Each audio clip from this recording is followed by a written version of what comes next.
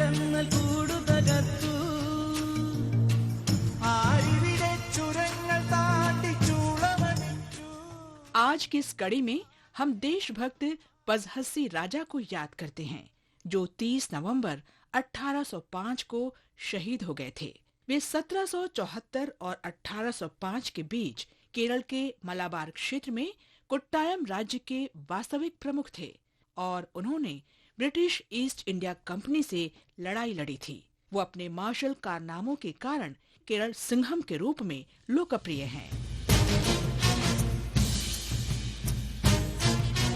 1792 में east India company ने कोट्टायम क्षेत्र का नियंत्रण हासिल कर लिया और पजहस्सी राजा के सिंहासन के दावे को दरकिनार करते हुए उनके चाचा वीरा वर्मा को कोट्टायम के राजा के रूप में नियुक्त किया। वीरा वर्मा ने कंपनी के अधिकारियों द्वारा निर्धारित राजस्व लक्ष्यों को पूरा करने के लिए किसानों पर अत्यधिक कर लगाया।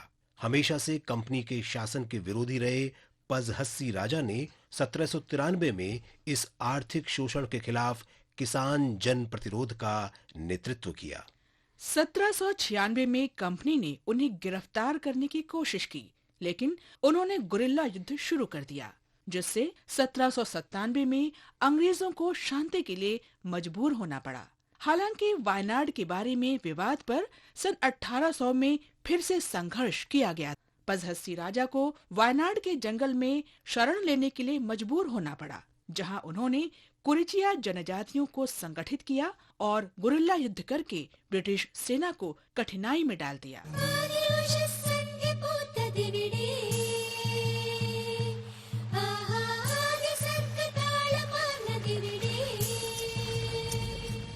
1805 में अंग्रेज आखिरकार राजा की सेना को वश में कर पाए, लेकिन पजहस्सी राजा ने अंग्रेजों के हाथों में पड़ने से पहले ही अपना जीवन समाप्त कर लिया।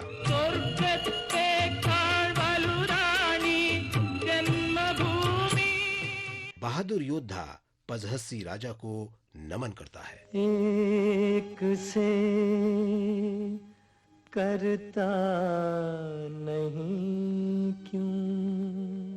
आज हम स्वतंत्रता सेनानी और क्रांतिकारी गेंदालाल दीक्षित को भी याद करते हैं, जिनका जन्म 30 नवंबर 1888 को हुआ था। महान क्रांतिकारी राम प्रसाद बिस्मिल ने हिंदी पत्रिका प्रभा में गेंदालाल की जीवनी लिखी थी। उत्तर प्रदेश में जन्मे गेंदालाल पेशे से शिक्षक थे। जब लॉर्ड कर्जन ने बंगाल के विभाजन का आदेश दिया तो पूरे देश में स्वदेशी आंदोलन शुरू हो गया और बाल गंगाधर तिलक के लेखन से प्रेरित होकर गेंदालाल ने नौकरी से छुट्टी ले ली और युवाओं को स्वतंत्रता आंदोलन के लिए प्रोत्साहित करने के वास्ते पास की रियासत ग्वालियर चले गए। वहां उन्होंने शिवाजी समिति की स्थापना की। गेंदालाल ने ब्रिटिश सेना के खिलाफ गुरिल्ला युद्ध शुरू किया। उन्होंने राम प्रसाद बिस्मिल के साथ भी सक्रिय रूप से सहयोग किया और उत्तर प्रदेश के शाहजहांपुर में बिस्मिल के संगठन मातृवेदी के संचालन और विस्तार में मदद की। वक्त आने पर बता देंगे तुझे ओ आसमां, हम अभी से क्या बताएं, क्या हमारे दिल में। गेंदालाल को 1918 के मैनपुरी षड्यंत्र में शामिल होने के आरोप में गिरफ्तार किया गया था और पहले आगरा किले और बाद में मैनपुरी में कैद किया गया। वे जेल से भागने में सफल रहे, लेकिन तपेदिक से पीड़ित होने के बाद 21 दिसंबर 1920 को दिल्ली के अस्पताल में उनकी मृत्यु हो गई। हम इस महान क्रांतिकारी को सलाम करते हैं।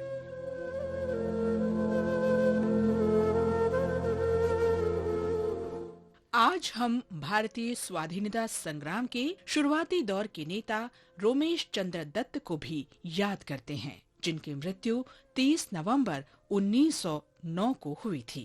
दत्त एक उदारवादी थे, लेकिन कहा जाता है कि ब्रिटिश सरकार की आर्थिक नीतियों की आलोचनाओं के जरिए उन्होंने स्वाधीनता संग्राम को आगे बढ़ाने में महत्वपूर्ण योगदान दिया।